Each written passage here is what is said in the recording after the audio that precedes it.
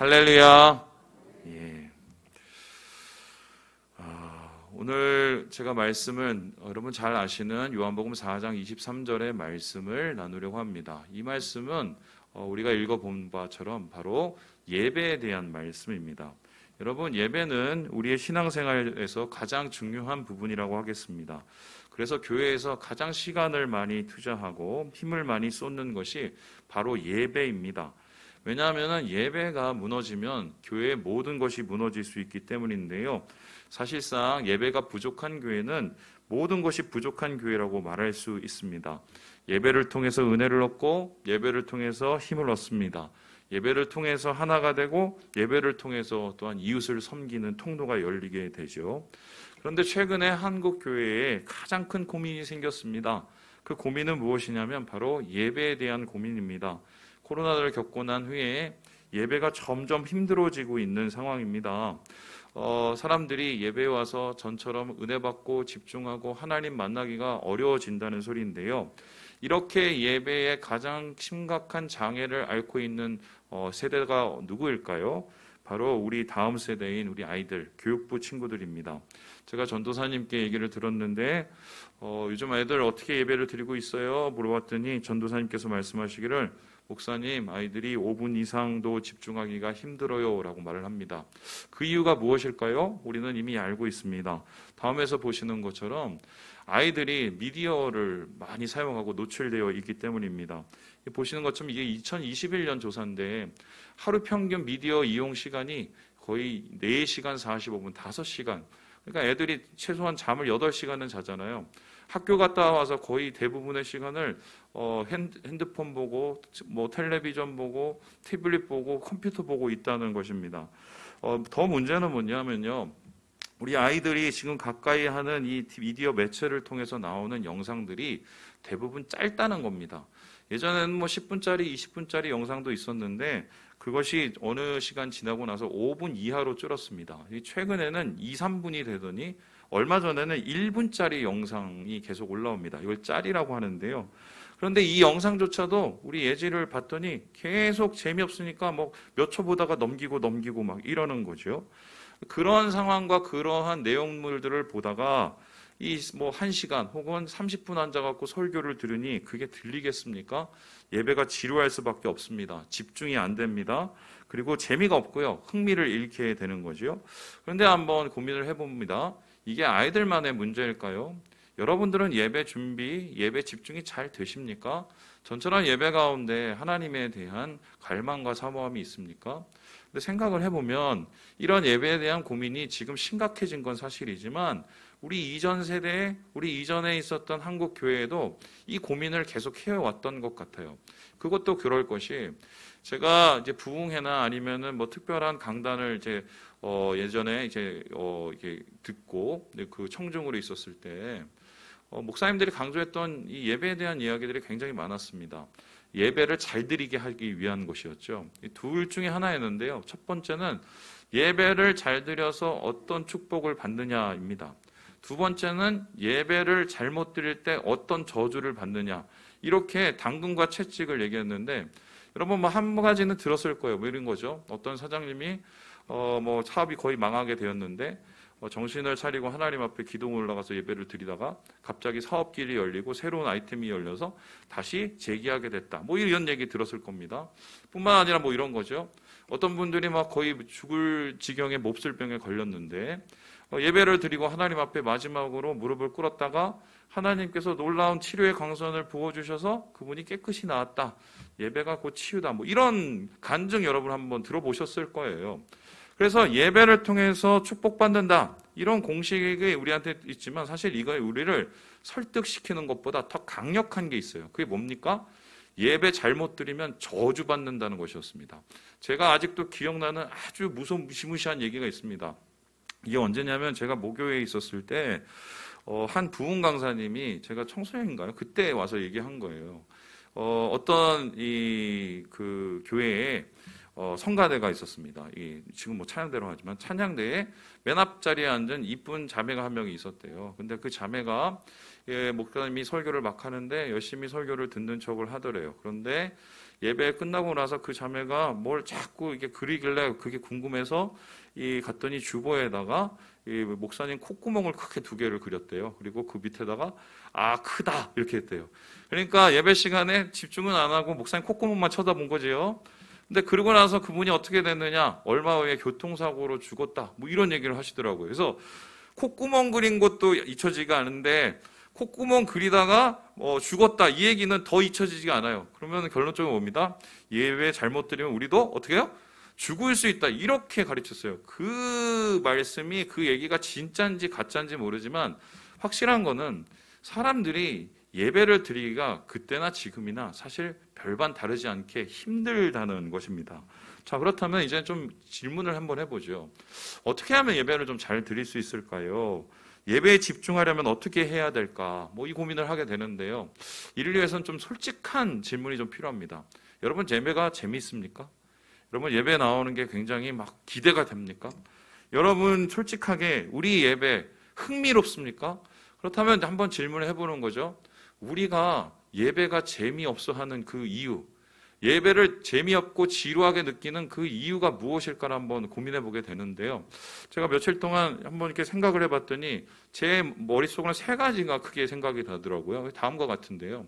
이 첫 번째는 예배는 채널을 돌리지 못해서 그렇습니다. 그렇죠? TV를 보다가 이게 마음에 안 들면 그 다음 채널 뚝뚝뚝 누르면 됩니다. 그러면 내가 보고 싶은 거 나오지요. 그리고 유튜브도 이거 보다가 마음에 안 들면 바꿔서 다른 거 찾아보면 됩니다. 그런데 예배 보다가 재미없어, 안 할래. 그러면서 어떻게 해요? 나 다른 거 할래, 다른 교회 갈래. 안 됩니다. 여러분, 교회라는 곳이 한정되어 있는 장소이기 때문에 이 장소 속에서 어떻게든 여러분은 1시간을 버티고 있어야 돼요. 그래서 우리의 흥미와 재미하고는 상관없는 것이 계속되어도 우리는 꼼짝없이 가장 수동적인 모습으로 이 장소와 이 시간에 있어야 됩니다. 재미가 없죠. 두 번째로 예배가 재미없는 이유가 무엇일까?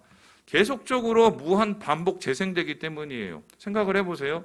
지난주에 우리가 예배 드렸던 거, 오늘 예배 드리는 거, 다음 주 예배 드리는 거 거의 비슷할 겁니다. 물론 제가 넥타이도 여러분 믿을지 모르겠지만 계속 신경 써서 바꿔서 하고 나오거든요.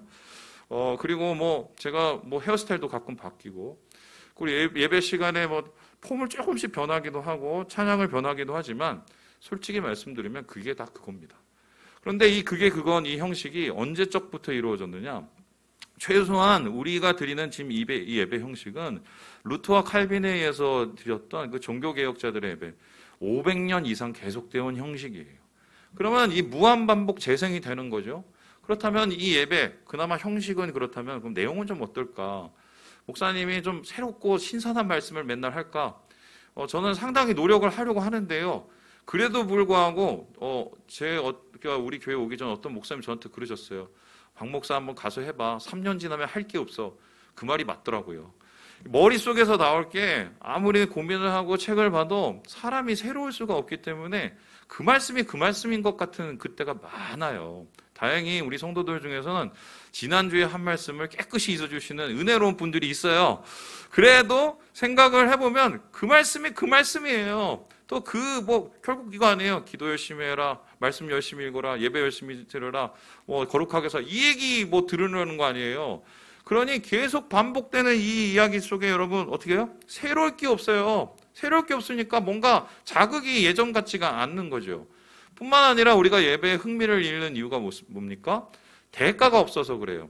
여러분, 제가 동대문에 예전에 옷 대러 다닐 때 거기 보면은 진짜 하루에 3-4시간 자고 그 옷 장사하시는 분들이 있어요. 그 옷 장사하시는 그 장소가요, 한 2-3평 남짓해서 옷 잔뜩 깔아놓고요. 거기에 앉아갖고 도시락 까먹고 이러면서 거기서 그 새벽까지 있습니다. 어떻게 보면 굉장히 지루하고 힘든 삶이고 재미가 없는 삶이죠. 그런데 그분들이요, 눈이요, 초롱초롱합니다. 잠을 안 자도 초롱초롱합니다. 이유가 뭔지 아세요? 그렇게 장사하고 나면 뭐가 남습니까? 돈이 남아요.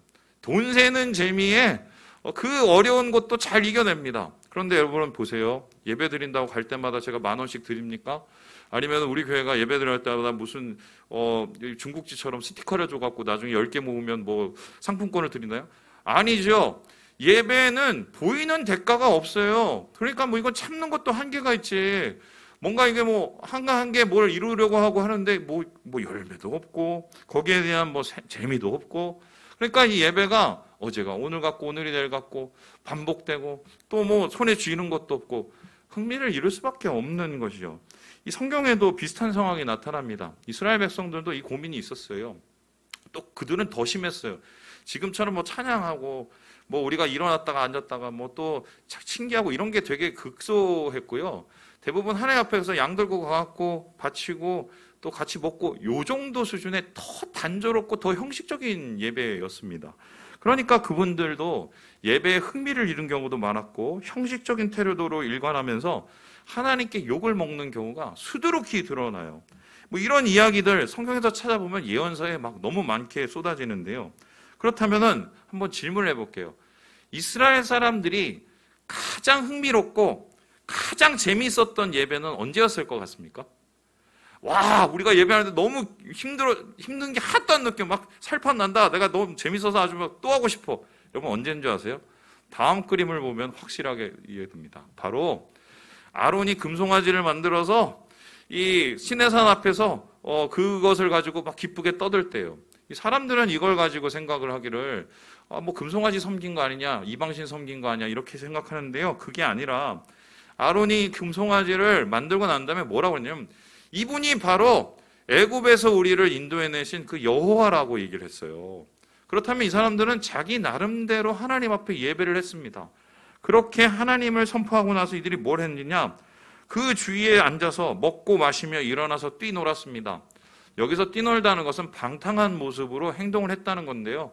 한마디로 자기 하고 싶은 대로 하고 싶은 오락과 하고 싶은 즐거움들과 쾌락을 다 누렸던 거예요. 한마디로 예배가 재미있는 거죠. 그런데 그 예배의 모습이 어떻게 끝이 나나요? 이 32장 10절은 이렇게 그 결과를 이야기하고 있습니다. 우리 같이 한번 읽어보도록 하죠. 시작. 그런즉 내가 하는 대로 들어 내가 그들에게 진노하여 그들을 진멸하고 너를 큰 나라가 되게 하리라. 아니 좀 재미있게 하려고 하는데 그래도 우리가 좀 우리 뭐 예배도 드리고 하나님도 좋고 나도 좋고 하려고 하는데 뭘 그렇게 싫어하셔서 진멸을 하고 내가 다 멸하고 내가 모세 통해서 새 나라를 만드느니 하나님이 왜 이렇게 극대노를 하셨을까 이해가 되지 않는데요.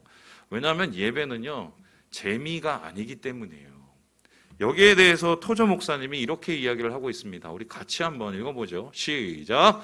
현대 예배는 재미를 그들 종교의 상징으로 만들어버렸다. 종교적 연애 오락이 그리스도의 교회를 너무나 타락시켰기 때문에 수백만의 사람들은 그것이 이단이라는 사실조차 알지 못한다. 참 예배를 드리지 못하는 교회는 연애 오락으로 즐거움을 얻으려고 애쓰는 법이다. 형제 자매들이여 착각하지 말라. 그것은 기독교가 아니다. 제가 예전에 그 한 누님을 따라갔고 그 배제 학당인가요? 거기서 드리는 예배를 갔어요. 근데 이제 청년들이 엄청 많이 모여 있더라고요. 그 누님은 참고로 이 남미에서 오신 누님인데요. 그 누님이 우리 예배 너무 좋다고 그러시는 거예요. 그래서 뭐 어떠나 좋은가 갔더니 이제 뭐 그 말 좀 떠듬는 목사님이 막 이런저런 말씀을 하시고 그 후에 막 찬양을 한다. 그 노래를 한다 그러는데 가요를 막 부르는 거예요. 뭐 어제는 별이 떴다네 뭐 이런 가요를 막 부르고 거기서 끝나는 게 아니라 그 뭐 사랑 타령 노래를 막 부르는 거예요. 그래서 그거 끝나고 사람들이 박수를 막 치고 잘한다 막 이러는 거예요. 그러고 나서 뭘 했느냐, 사람들끼리 모여서 함께 모여서 둥그렇게 들어 앉아갖고 서로 막 이런 일상적인 얘기들 뭐 이런 얘기를 하면서 소위 말하는 신변잡기 얘기를 하면서 서로를 막 축복해주고 막 이런 얘기를 하는 거예요. 기쁘던데요.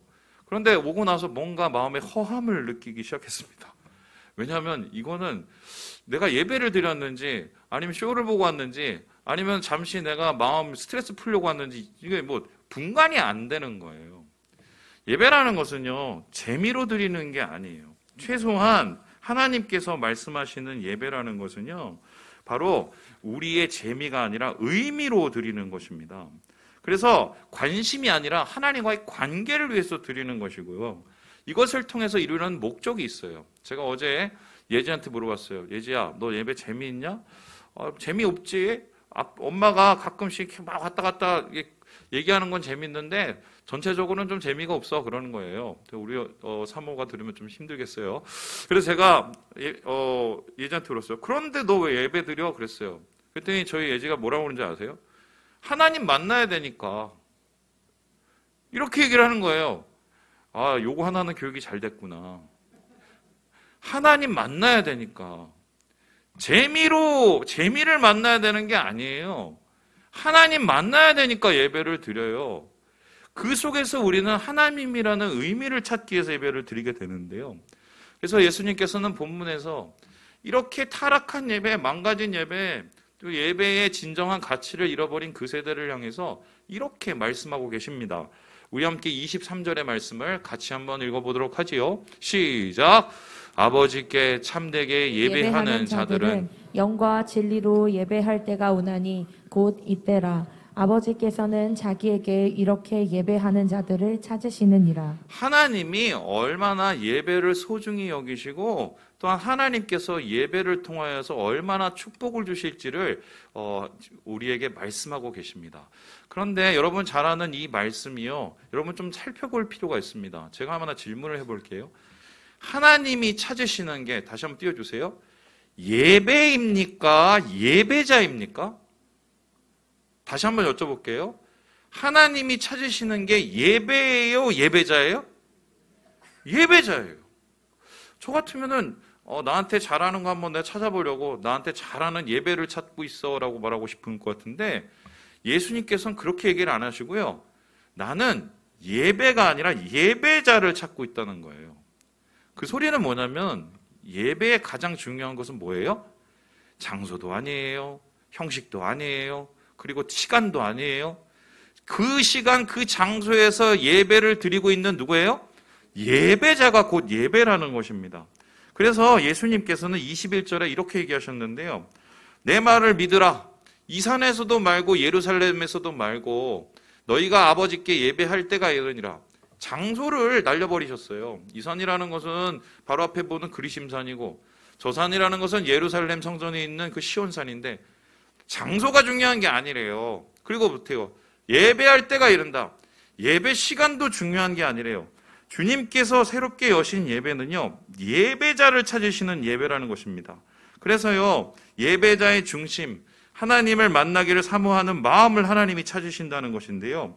이렇게 우리의 내적인 것, 우리 마음속에 있는 그 중심, 그 진정성을 통해서 주님이 영광 받으시기 원한다는 말씀이 바로 오늘 우리가 읽었던 이 말씀입니다.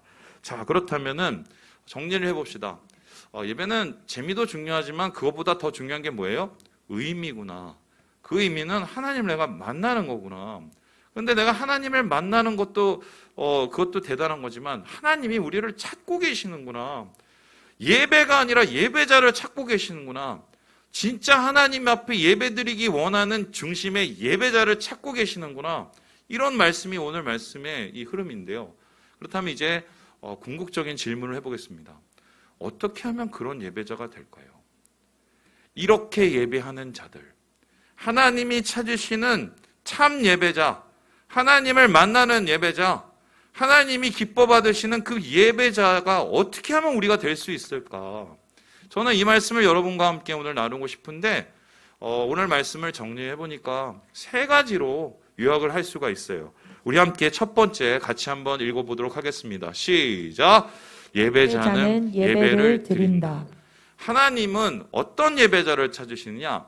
예배를 드리는 예배자를 찾고 계신다는 겁니다. 목사님, 그럼 예배 안 드리는 예배자도 있습니까? 있을 수 있다는 거예요. 예배 장소와 시간 안에 똑같이 있지만 예배를 드리지 않는 예배자가 있을 수 있다는 것을 이야기합니다. 우리 함께 로마서 12장 1절의 말씀을 같이 한번 읽어보겠습니다. 시작! 그러므로 형제들아, 내가 하나님의 모든 자비하심으로 너희를 권하노니 너희 몸을 하나님이 기뻐하시는 거룩한 산 제물로 드리라. 이는 너희가 드릴 영적 예배니라. 하나님께서 분명히 바울을 통해서 얘기하셨어요. 예배는 기쁨 주고 사랑받는 게 아니래요. 예배는요, 하나님 앞에 우리가 드리는 게 먼저래요. 그래서 우리의 몸을, 우리의 삶을, 우리의 모든 것을 하나님 앞에 거룩한 산제물이 되도록, 구별되도록, 하나님이 받으실 만한 것이 되도록 드리는 것이 진정한 예배며 예배자라고 이야기를 합니다. 자, 그렇다면은 이 예배를 드린다는 것은 어떤 의미일까요? 예배의 주인이 누구인가를 질문하는 거예요. 여러분, 많은 사람들은 예배의 주인과 예배의 이 청중을 착각을 하고 있습니다. 마치 다 차려놓은 밥상에 와서 숟가락 하나 얹고 내가 그냥 먹고 기쁘고 그리고 은혜 누리고 돌아가는 것이 예배인 것처럼 현대 예배가 타락하고 있어요. 그런데 이에 대해서 이미 예측한 분이 계세요. 그게 쇠렌 키에르케고르라는 철학자인데요. 이 기독교 철학자가 이 예배를 가리켜서 극장의 비유를 하고 있는데 어떤 것이냐? 제가 한번 읽어보도록 할게요. 사람들은 설교자가 무대에 선 배우이고 자신들은 그를 비난하거나 칭찬하는 비평가인 줄 안다. 그들의 모르는 사실이 있으니 바로 그들이 무대의 배우라는 것이다. 설교자는 단지 그들이 대사를 잊어버렸을 때 상기시켜주기 위해 대기하고 있는 사람들 뿐이다. 예배 관객은 누구라고요? 하나님 분이시다. 그러니까 지금 마치 이러니까 여러분들이 저를 보고 있고 제가 잘하는지 못하는지, 예배를 제가 잘 드리는지 못 드리는지, 말씀을 잘하는지 못하는지 이런 착각이 들 수 있지만 사실 저는 뭐냐면요, 프롬프트예요. 여러분 프롬프트 아세요? 뭐 대통령이나 아니면은 뭐 스타들이 앞에서 뭐 회견 같은 거 했을 때 옆에다 놓고 대사 띄워주는 거 있죠? 저는 그런 존재밖에 안 돼요. 결국 이 예배를 보고 계시는 분은 누구십니까? 하나님이시고요. 그 예배를 연출하고 하나님 앞에 예배를 드리고 있는 사람은 누구예요? 여러분들이세요. 저는 여러분들이 예배 잘 드리도록 해드리는 그 역할을 감당할 뿐입니다. 그래서요, 예배는요, 소비하는 게 아니에요. 오히려 낭비하는 거예요. 하나님 앞에 우리를 드리는 것이기 때문입니다. 그래서 이 성소를 보면 이 향단이 있어요. 향단에 향을 태워드리는데요. 하나님께 드릴 거룩한 이 향이 있어요. 근데 그 향단에 그 향이 올라갈 때 그것을 가리켜서 하나님이 향기로운 제물로 받으신다고 합니다. 이것은 어떤 의미일까요? 바로 이 예배의 중요성, 하나님께서 그 사람을 받으시고 계신다는 거예요. 오늘날 우리는 고민을 해야 돼요. 나는 정말 예배를 드리는 사람인가? 아니면 나는 예배를 보고 있는 사람인가? 아니면 나는 예배의 청중인가? 주체인가? 이것을 고민해야 되는데 예수님께서는 진정한 예배자라는 것은 바로 하나님께 자신의 삶을 있는 모습 그대로 올려드리는 예배를 드리는 자라고 말하고 계신다는 겁니다. 두 번째로 그렇다면은 하나님께서 찾으시는 예배자는 어떤 모습일까요? 우리 같이 한번 읽어보도록 하겠습니다. 시작! 예배자는 예배를 준비한다. 예배자는요, 자신을 하나님 앞에 드리는 것입니다. 우리는 관객이 아니라 배우예요. 그런데 하나님 앞에 드리는 거룩함이 되기 위해서 필요한 게 있는데요. 예배를 준비해야 된다는 거예요. 우리 함께 히브리서 10장 22절 말씀을 같이 한번 읽어보겠습니다. 시작! 우리가 마음의 뿌림을 받아 악한 양심으로부터 벗어나고 몸은 맑은 물로 씻음을 받았으니 참 마음과 온전한 믿음으로 하나님께 나아가자. 히브리서 기자는 우리 예배의 준비가 무엇인지를 가르치고 있습니다. 악한 마음으로부터 벗어났다. 맑은 물로 씻음 받았다. 깨끗해져야 된다고 얘기를 하고 있어요. 그리고 우리의 마음속에 참 마음이 있어야 된다. 온전한 믿음이 있어야 된다.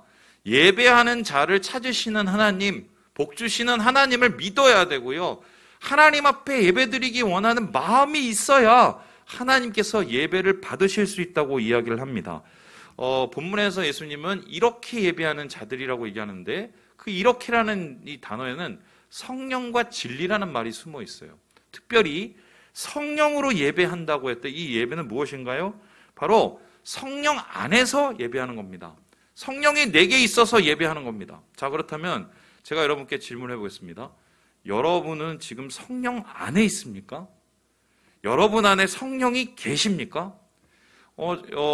이 질문에 떳떳하게 대답하시는 분도 있지만 또 반면에 뭔가 좀 거리낌이 있는 분이 있어요. 이유가 뭘까요? 준비가 안 돼서 그래요.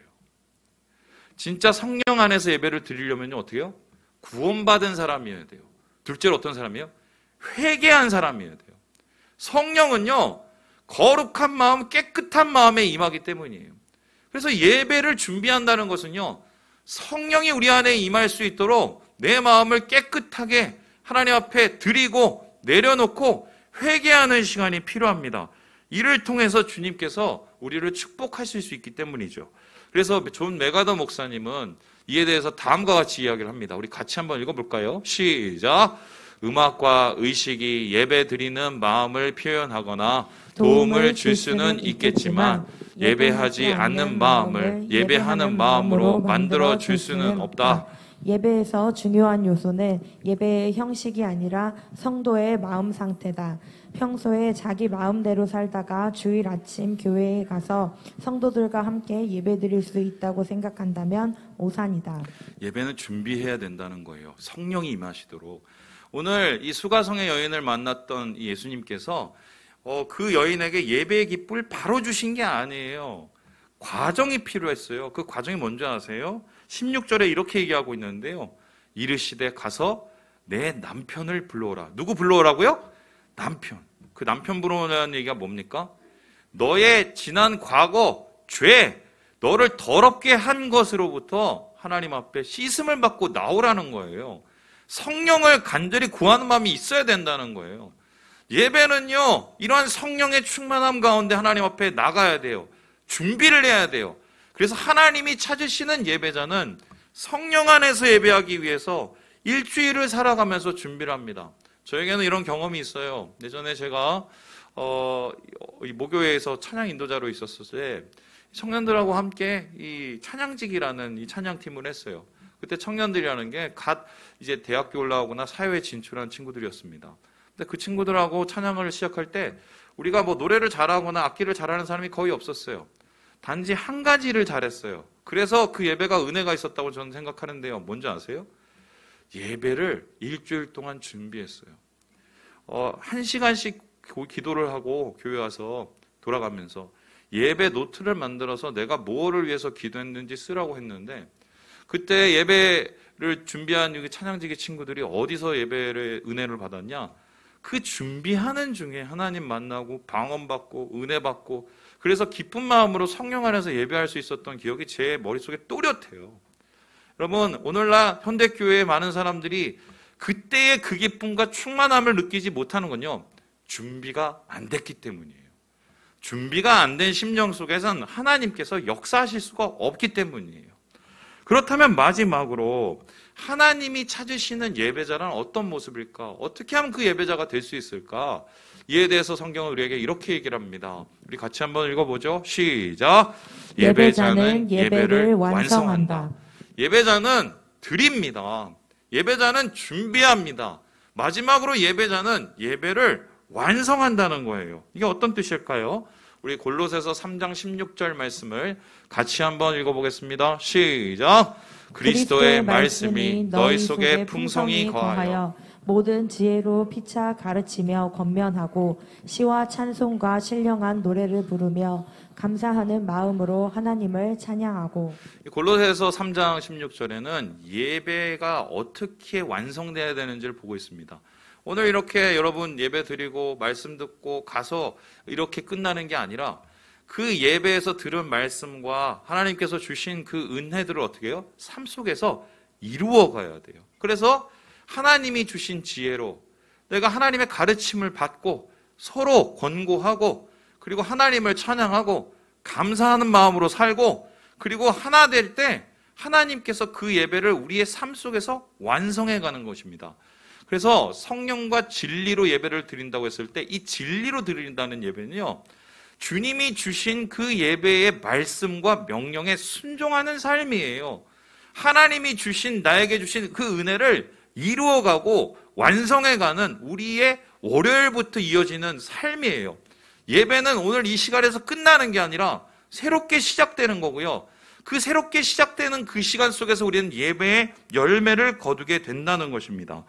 여러분, 왜 우리가 감동을 받고 은혜를 받은 예배 끝에 막 기쁘게 집에 가다가 왜 집에 가면 엉망이 되고 있던 은혜도 다 날아가고 그리고 더 신경질이 나고 이유가 뭘까? 한번 생각을 해보면 여기서 끝내고 가시기 때문이에요.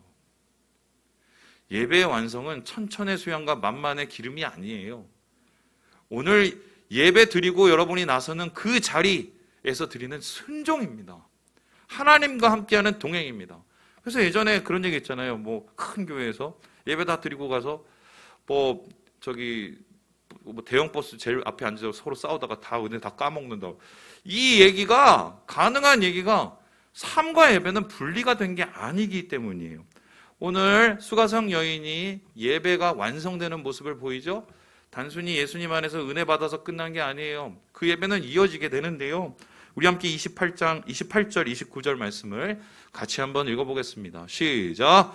여자가 물동이를 버려두고 동네로 들어가서 사람들에게 이르되 내가 행한 모든 일을 내게 말한 사람을 와서 보라. 이는 그리스도가 아니냐 하니. 우리 물동이 내려놓고요. 자기의 기쁨을 나눴어요. 사람들이 욕하는 그것을 알지만 내가 변화된 삶을 사람들에게 공공연하게 다 얘기를 했어요. 예배의 열매가 거둬지고 있는 것이죠. 여러분, 오늘 우리는 예배자를 찾으시는 우리 주님의 마음을 알게 되었습니다. 여러분은 예배를 드리는 자입니까? 예배를 준비하고 계십니까? 여러분은 예배를 이루어갈 마음과 결단이 있나요? 오늘 이렇게 예배를 마치면, 말씀을 마치면 좀 안타까움이 있을 것 같아서 제가 주님께 어떤 말씀으로 이 예배를 마칠까, 말씀을 마칠까 고민했어요. 그랬더니 하나님께서 예배를 통해서 예배를 잘 드리기 원하는 그 예배자를 위로하라고 말씀하셨는데요. 그 위로하는 하나님이 주신 최대의 축복의 이 말씀을 우리가 읽고 오늘 이야기를 마쳐보도록 하겠습니다. 우리 함께 야고보서 4장 8절을 같이 한번 읽어보죠. 시작! 하나님을 가까이 하라. 그리하면 너희를 가까이 하시리라. 우리 다시 한번 읽어보죠. 시작! 하나님을 가까이 하라. 그리하면 너희를 가까이 하시리라. 저는 가장 큰 축복은 돈도 아니고요. 뭐 쓸 만큼만 있으면 되는 거 아니에요? 아니면 있는 것에 좀 감사하고 살면 되고요. 좀 불편하면 돼요. 뭐 평안한 것도 중요하고 건강한 것도 중요하죠. 근데 가장 제게 큰 소망이 뭐냐고 만일에 물어보신다면 저는 하나님이 옆에 계셨으면 좋겠어요. 오늘 여기서 만나는 하나님이 내가 걷는 그 앞으로의 삶, 월요일부터 이어지는 그 삶 속에서 하나님이 정말 함께 계셨으면 좋겠어요. 근데 오늘 주님께서 약속하시기를 아버지를 정말 진정으로 예배하기를 원하는 그 예배자들에게 축복을 주셨어요. 가까이 하면 내가 가까이 해줄게. 너희의 몸부림과 너희의 간절함이 있으면 내가 너희를 그렇게 찾아주마. 오늘 예수님께서 수가성까지 와서 이 여인을 만난 이유는 그 여인의 마음속에 있는 그 간절한 가까이 하고 싶은 마음을 보셨기 때문에 가장 가까운 거리로 찾아오신 거예요. 말씀을 마칩니다. 사랑하는 여러분, 주님이 우리를 예배자로 부르셨습니다. 주님이 찾으시는 참된 예배자가 되셔서 예배의 은혜와 축복을 누리시는 우리 모든 성도들 되시길 주님의 이름으로 축원합니다. 기도하겠습니다.